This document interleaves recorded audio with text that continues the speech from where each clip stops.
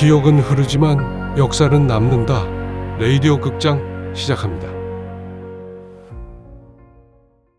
제1막 새벽의 정적.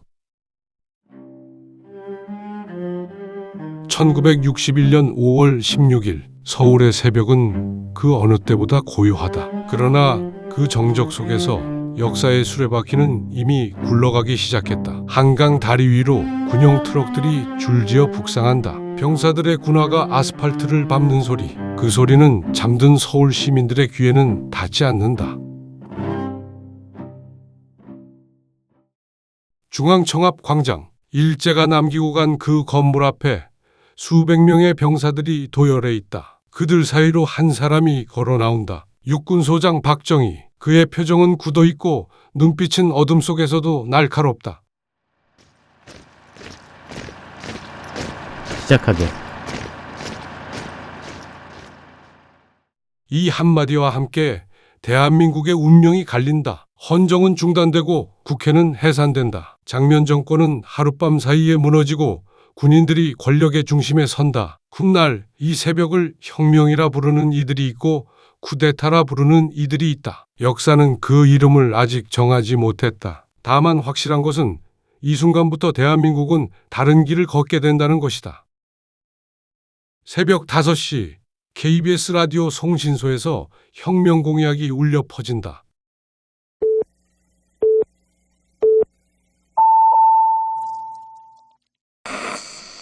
국민 여러분께 알려드립니다. 오늘 새벽 군부 일부 세력이 정권을 장악하였습니다. 혁명공약 제1조, 반공을 국시의 제1위로 삼고 지금까지 형식적이고 구호에만 그친 반공태세를 재정비 및 강화할 것이며 서울 시민들이 눈을 뜬다. 전날까지 익숙했던 세상이 하룻밤 사이에 달라져 있다. 거리마다 군인들이 서 있고 사람들은 불안한 눈으로 서로를 바라본다. 그러나 아직은 아무도 모른다.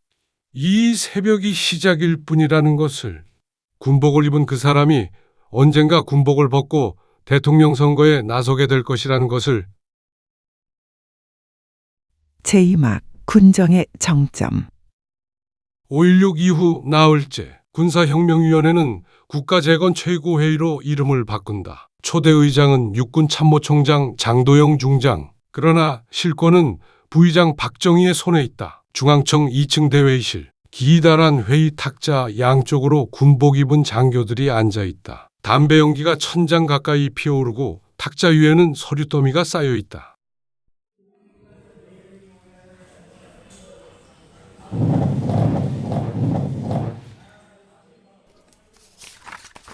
자, 그러면 오늘 첫 회의를 시작하겠소.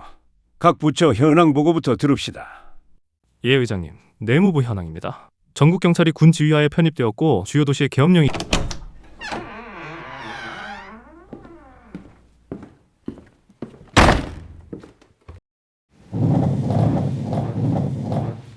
회의실 문이 열리고 박정희가 들어선다. 장교들이 일제히 의자에서 일어난다. 박정희는 고개만 살짝 끄덕이고 장도영 옆자리에 앉는다. 계속하시오. 예, 주요 도시의 계엄령이 선포되었고 치안은 안정적입니다. 안정적이라 그것만으로는 부족하오. 국민들이 거리에 나와서 이게 맞다고 느껴야 해. 치안만 유지해서 될 일이 아니란 말이오. 박 장군, 아직은 상황 정리가 우선 아니겠소? 의장님, 상황 정리와 국민 신뢰는 따로 가는 게 아닙니다. 우리가 왜 이 일을 했는지 국민들이 알아야 합니다. 그래야 지지가 생기고 지지가 있어야 일을 할 수 있습니다. 회의실 안 공기가 무겁다. 장도영은 의장이지만 그 자리가 명목뿐임을 모두가 안다. 박정희의 한마디에 회의 분위기가 바뀐다. 이것이 당시의 현실이다. 6개 조항 국민들에게 확실히 전달되어야 하오. 첫째, 반공. 둘째, UN 헌장 존중. 셋째, 부패와 구학일소. 넷째, 자립경제 재건. 다섯째, 통일 역량 배양. 여섯째, 민정 이양 후 본연의 임무 복귀. 6번째 조항이 핵심입니다. 민정 이양. 우리가 영원히 군복을 입고 있을 수는 없으니까요. 그건 그때 가서 생각할 일이오. 지금은 할 일이 산더미오. 민정이양, 군인이 다시 본연의 자리로 돌아간다는 약속. 그러나 그 약속이 지켜지기까지 오랜 시간과 수많은 갈등이 필요했다. 6월 초 군정이 시작된 지 보름이 지났다. 거리의 혼란은 가라앉았지만 최고회 내부에서는 새로운 갈등이 싹트고 있다. 박정희의 집무실, 좁은 방 안에 책상 하나, 의자 몇 개, 벽에는 대한민국 지도가 걸려 있고 책상 위에는 각종 보고서가 쌓여 있다.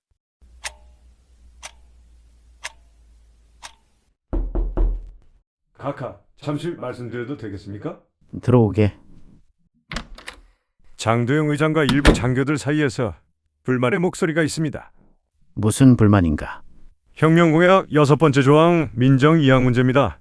일부에서는 각하께서 정치에 뜻이 있는 게 아니냐는 의심을 하고 있습니다. 의심이라 자네는 어떻게 생각하나?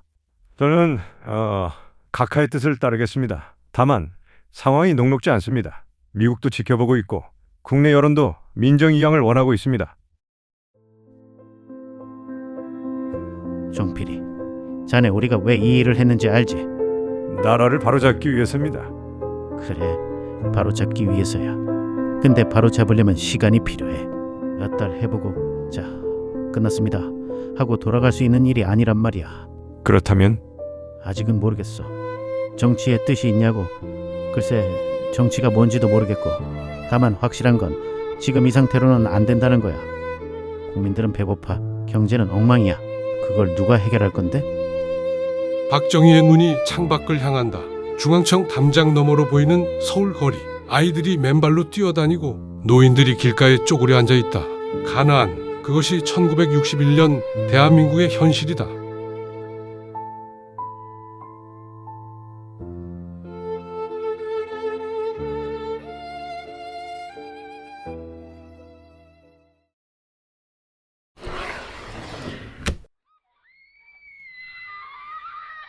종필이, 우리 어렸을 때 얼마나 배가 고팠는지 기억하나? 예, 기억합니다. 나는 경북 구미 산골에서 자랐어. 보릿고개가 되면 온 식구가 굶었지. 풀뿌리 캐먹고 나무 껍질 벗겨 먹고, 그게 우리 어린 시절이야. 지금도 시골에 가면 그런 사람들이 있어. 해방되고 10년이 넘었는데 아직도 배고픈 사람들이 있다고. 그래서 경제를 살리겠다는 것입니까? 경제만 살려서 될 일이 아니야. 근본을 바꿔야 해. 나라 전체가 달라져야 해. 그러려면 시간이 필요해. 각하, 그 시간을 벌려면 정보가 필요합니다. 국내외 정세를 파악하고 반대 세력을 관리하고. 자네 생각이 있는 모양이군. 예, 중앙정보부를 만들어야 합니다. 미국의 CIA처럼 국가정보를 총괄하는 기관이 필요합니다. 그리 하게. 자네가 맡아. 알겠습니다.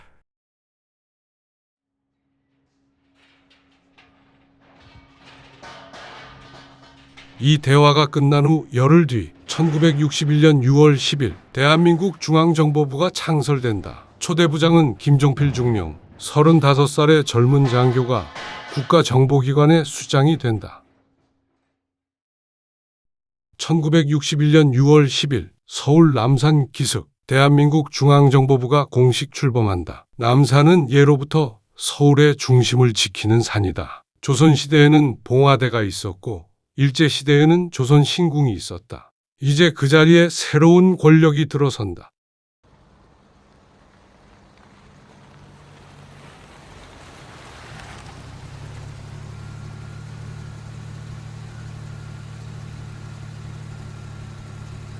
부장님 도착이십니다. 검은색 세단이 청사 앞에 멈추고 김종필이 차에서 내린다. 35살, 육군 중령의 계급장을 단 젊은 장교가 국가정보기관의 수장으로 취임한다.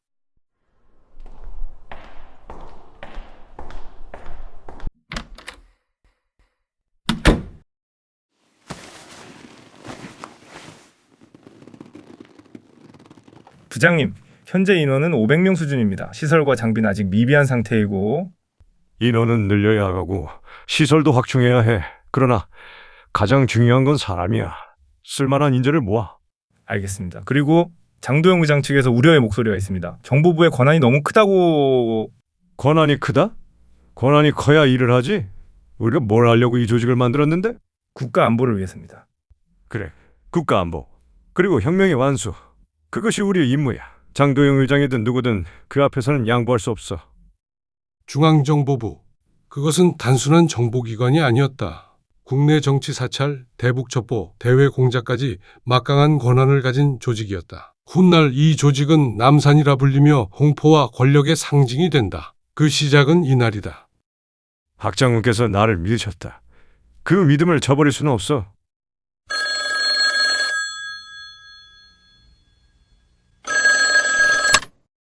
예, 김종필입니다. 종필이 나야. 자리 잡았나? 예, 각하, 막 시작했습니다. 잘 됐군.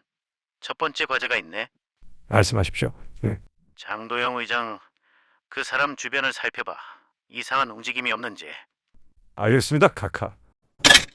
같은 혁명 동지이자 의장인 장도영. 그를 감시하라는 첫 번째 지시. 중앙정보부의 칼날은 처음부터 내부를 향하고 있었다. 한 달 후인 7월, 장도영은 의장직에서 해임되고 박정희가 의장에 오른다. 군정의 실권자가 명실상부한 최고 권력자가 되는 순간이다.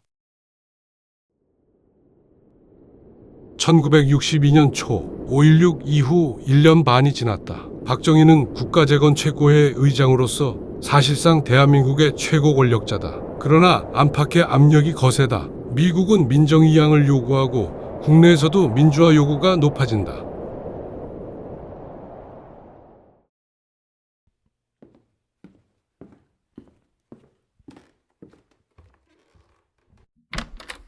의장님, 미국 대사관에서 서한이 왔습니다. 내용이 뭔가? 민정 이양 일정을 확정해달라는 내용입니다. 케네디 대통령의 뜻이라고. 케네디. 저 사람들은 참 자기네 나라나 잘하면 될 일이지. 의장님, 답장은 내가 직접 쓰겠네. 물러가게. 박정희 혼자 남은 집무실. 창밖으로 북악산이 보인다. 겨울 찬바람에 나뭇가지가 흔들리고 눈발이 간간히 날린다.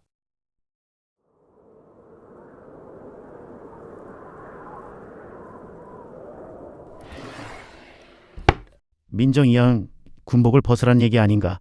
그런데 벗고 나면 뭘 하라는 건지. 들어오게. 각하, 잠시 말씀드려도 되겠습니까? 종필이군. 앉게. 미국 쪽 압력이 심해지고 있습니다. 그리고 국내에서도 학생들이 움직이기 시작했습니다. 학생들? 예.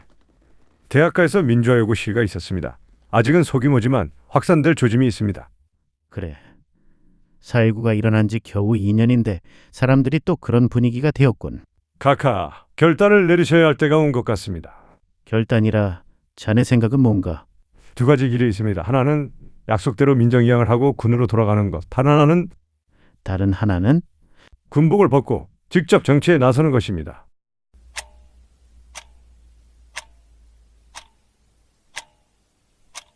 직접 정치에 나서라. 대통령 선거에 나서라는 얘기인가? 예. 각하께서 직접 나서시지 않으면 지금까지 해온 일들이 물거품이 될 수 있습니다. 경제개발 계획도 부패 척결도 다 허사가 됩니다.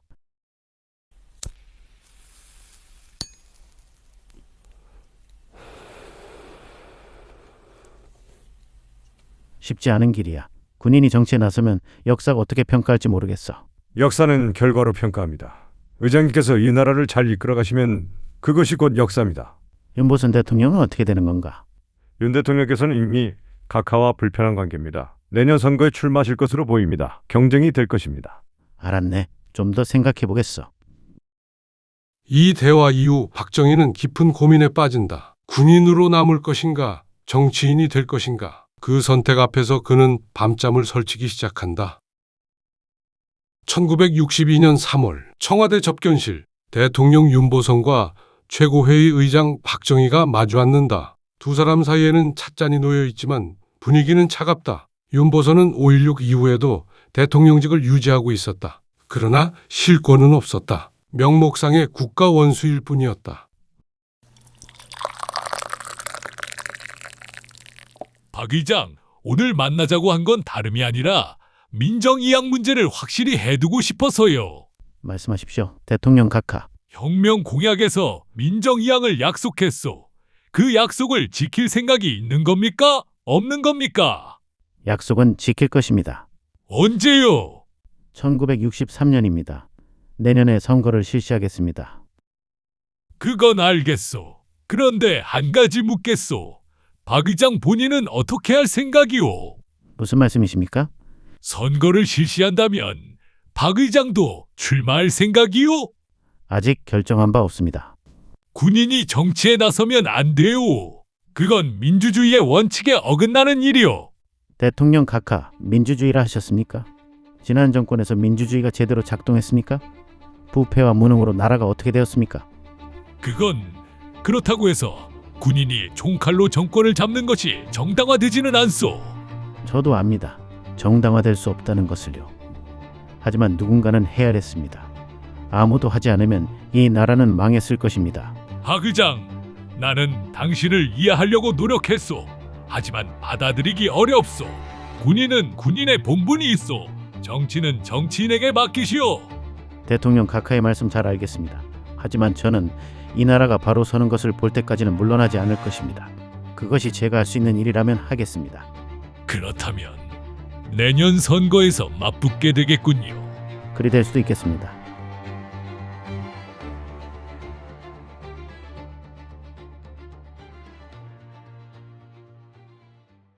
두 사람의 대화는 그렇게 끝난다. 이 만남 이후 윤보선은 대통령직에서 물러나고 야당의 대통령 후보로 나선다. 박정희는 군복을 벗고 여당의 대통령 후보가 된다. 1963년 대통령 선거는 이렇게 운명지어진다. 1963년 8월 30일 박정희는 예비역 대장으로 전역한다. 그날 밤 서울 신당동 자택 작은 한옥집 안방에서 박정희는 홀로 앉아 있다.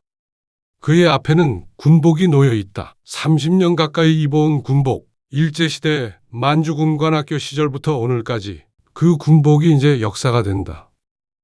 끝났군. 그가 군복의 소매를 만진다. 계급장이 달려있던 자리, 수많은 전투와 작전을 함께한 군복. 그러나 오늘부로 그것은 과거가 된다.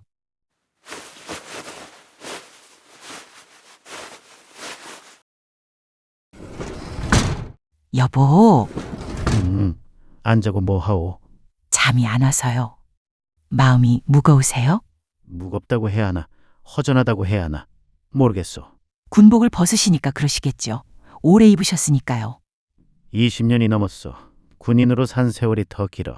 이제 군인이 아니라니 참 묘한 기분이야. 앞으로 어떻게 하실 건가요? 대통령 선거에 나가야지. 거기까지 왔으니까 끝까지 가봐야지. 힘드실 텐데. 힘든 건 지금까지도 그랬어. 앞으로도 그럴 거요. 하지만 누군가는 해야 해. 이 나라를 일으켜 세울 사람이 필요해. 당신이 그 사람이어야 하나요? 모르겠어. 하지만 피하지는 않겠어. 그날 밤 박정희는 군복을 옷장 깊숙이 넣는다. 군인 박정희는 끝났다. 이제 정치인 박정희가 시작된다.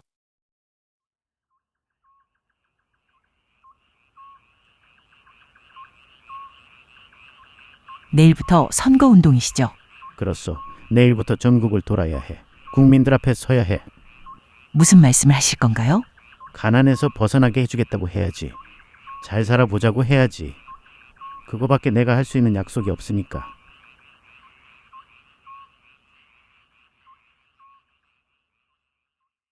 잘 살아보자. 훗날 그 구호가 온 국민의 입에서 울려 퍼진다. 그러나 이 밤 그것은 아직 한 사람의 다짐일 뿐이다. 제3막 출마의 길. 1963년 2월 26일 서울시민회관 민주공화당 창당대회가 열린다. 대한민국 정치사에 새로운 이름이 등장하는 순간이다. 회관 안은 인파로 가득하다. 전국에서 모인 당원들, 기자들, 방청객들. 연단 위에는 붉은 글씨로 민주공화당 창당대회라 쓰인 현수막이 걸려 있다.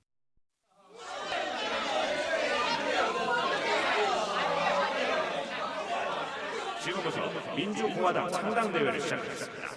먼저 당 창당준비위원장 김종필 선생님의 경과 보고가 있겠습니다. 존경하는 국민 여러분, 그리고 창당대회에 참석해주신 동지 여러분, 오늘 우리는 역사적인 순간에 서 있습니다. 민주공화당은 단순한 정당이 아닙니다. 조국 근대화의 기치를 높이 들고 가난을 몰아내고 부강한 나라를 만들겠다는 의지의 결집체입니다. 우리 당은 건전한 민주주의와 강력한 행정력을 바탕으로 경제 발전과 국가 안보를 동시에 이루어내겠습니다. 이것이 민주공화당의 사명입니다. 김종필의 연설이 끝나고 회장 내 분위기가 고조된다. 그리고 드디어 모두가 기다리던 인물이 연단에 오른다. 다음은 민주공화당 대통령 후보 박정희 후보의 연설이 있겠습니다. 박정희가 연단에 선다. 더 이상 군복이 아니다. 양복 차림이다. 그러나 그 눈빛은 군인 시절 그대로다. 날카롭고 단호하다. 국민 여러분, 저는 오늘 군복을 벗고 여러분 앞에 섰습니다. 30년 가까이 입었던 군복을요. 군인으로서 저는 나라를 지키겠다고 맹세했습니다. 이제 정치인으로서 저는 다른 맹세를 하려 합니다. 대한민국을 잘 살게 하겠습니다. 가난에서 벗어나게 하겠습니다. 이것이 제 약속입니다. 더 이상 배고픈 나라, 더 이상 원조만 받는 나라, 더 이상 눈치만 보는 나라, 그런 나라로 두지 않겠습니다. 우리에게는 할 수 있는 힘이 있습니다. 한국 사람은 부지런합니다.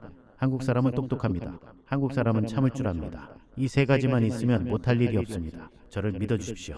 저와 함께 해주십시오. 우리 함께 잘 살아봅시다. 잘 살아보자. 이 구호가 시민회관을 가득 채운다. 그리고 곧 전국 방방곡곡으로 퍼져나간다. 민주공화당의 창당. 그것은 박정희 시대의 서막이었다. 1963년 9월 제5대 대통령 선거가 코앞이다. 박정희의 민주공화당과 윤보선의 민정당이 맞붙는다. 전국은 선거 열기로 들끓는다. 박정희는 전국을 돌며 유세한다. 서울에서 부산까지, 대구에서 광주까지 하루에도 몇 곳씩 연설을 한다.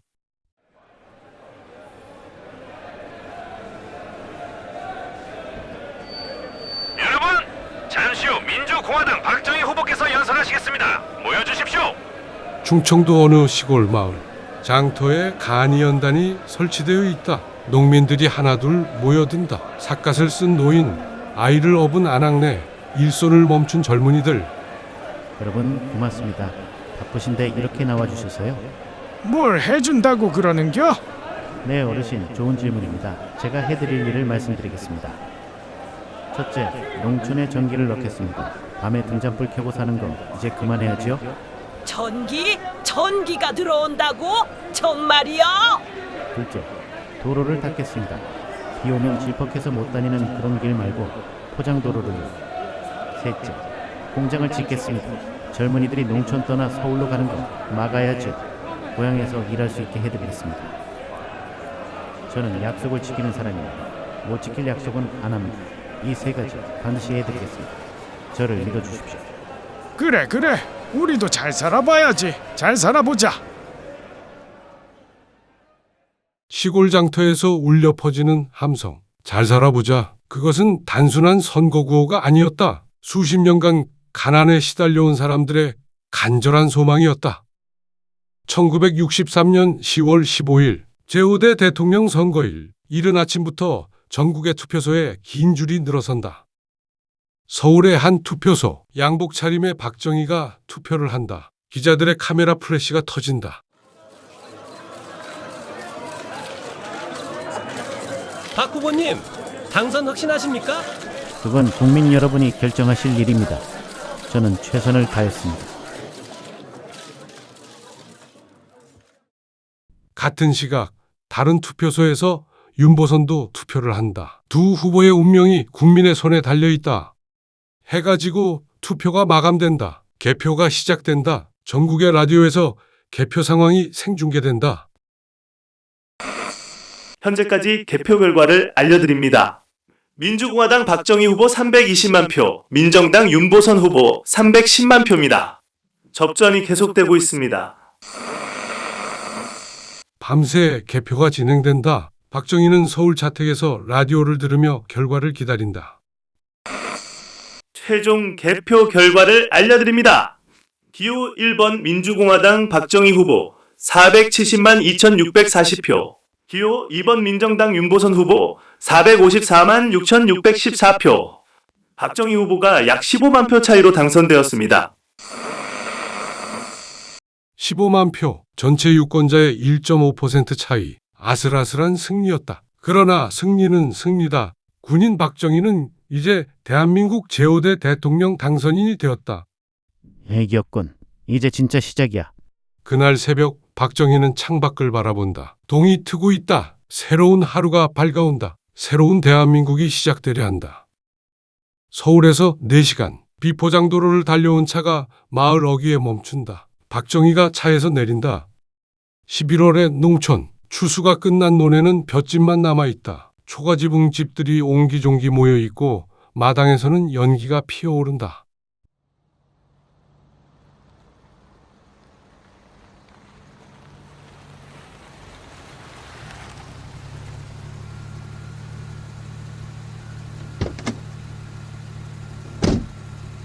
자네들은 여기서 기다리게.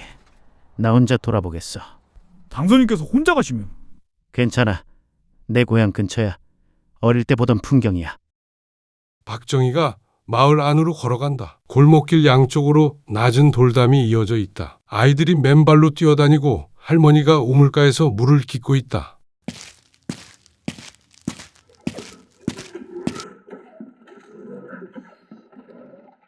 아이고, 손님이신가벼? 예, 할머니. 잠시 지나가는 길입니다. 여기 사시는 분들 형편이 어떻습니까? 형편이라뇨. 먹고 살기 빠듯하지요. 올해 농사도 겨우 밥 먹을 만큼이고. 전기는 들어왔습니까? 전기요? 아이고, 그런 건 우리 마을에는 꿈도 못 꿔요. 도시에나 있는 거지요. 아직도 그렇군요. 박정희의 얼굴이 굳어진다. 해방된 지 18년, 6.25 전쟁이 끝난 지 10년. 그런데 농촌 마을은 여전히 가난에서 벗어나지 못했다. 변한 게 없어. 내가 어릴 때랑 똑같아. 그는 마을을 천천히 돌아본다. 초가지붕의 낡은 집들, 헐벗은 아이들, 늙은 소를 끌고 가는 농부. 이것이 대한민국의 현실이다. 서울의 관저에서는 보이지 않던 것들이 여기에는 그대로 남아있다. 바꿔야 해. 이걸 바꾸지 않으면 안 돼. 1963년 12월 박정희가 대통령에 취임한 직후 청와대 집무실 책상 위에는 두꺼운 보고서가 쌓여 있다. 경제개발 5개년 계획 초안이다. 대통령 각하 경제기획원장께서 오셨습니다. 들어오시라 하게. 대통령 각하 경제개발 5개년 계획 최종안을 가져왔습니다. 어디 봅시다. 경제 성장률 목표가 7.1%라 달성 가능한가? 쉽지 않습니다. 솔직히 말씀드리면 대단히 야심찬 목표입니다. 현재 우리나라 경제 수준으로서는 안 된다는 얘기는 듣고 싶지 않소. 어떻게 하면 되는지를 말해주시오. 수출을 늘려야 합니다. 그리고 외국 자본을 유치해야 합니다. 공장을 짓고 기술을 들여오고 일자리를 만들어야 합니다. 그래, 그거요. 수출. 내가 말하던 게 그거요. 우리가 만든 물건을 팔아야 해. 원조만 받아먹을 수는 없어. 원장, 나도 가난해서 자랐소. 보릿고개가 뭔지 알아요. 흠주림이 뭔지 알아요. 이 나라 국민들이 더 이상 그렇게 살면 안 돼요. 우리가 해야 해. 지금 당장 해야 해. 알겠습니다, 각하. 최선을 다하겠습니다.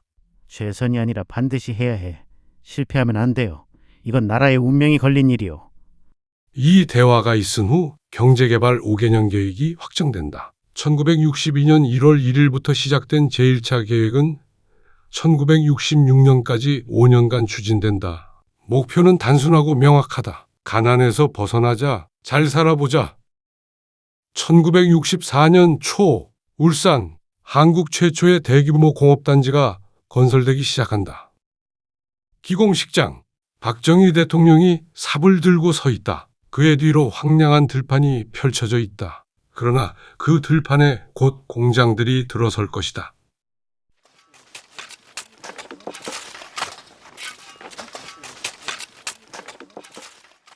오늘 여기 울산에서 우리는 역사의 첫 삽을 뜹니다. 이 땅에서 자동차가 나올 것입니다. 배가 나올 것입니다. 기계가 나올 것입니다. 대한민국이 만든 물건이 세계로 나갈 것입니다. 우리 조상들은 이 땅에서 5,000년을 살았습니다. 그런데 우리는 아직 가난합니다. 이제 그만 가난해도 됩니다. 우리에게는 할 수 있는 힘이 있습니다.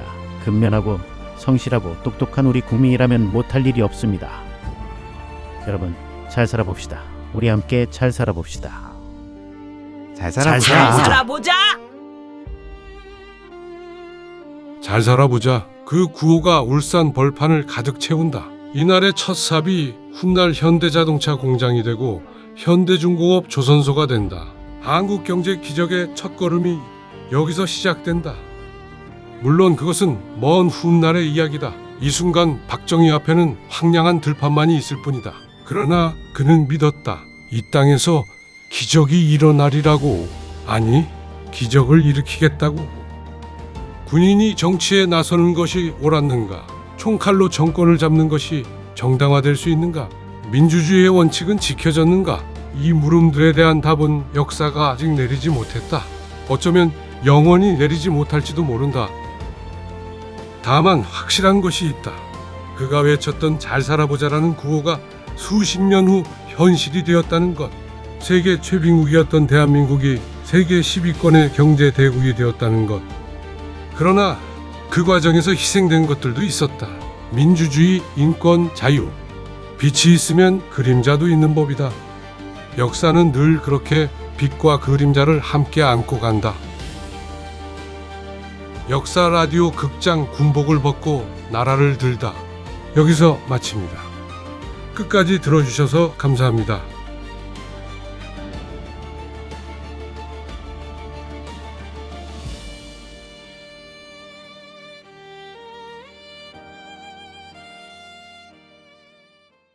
재미있게 들으셨다면 구독과 좋아요 부탁드려요.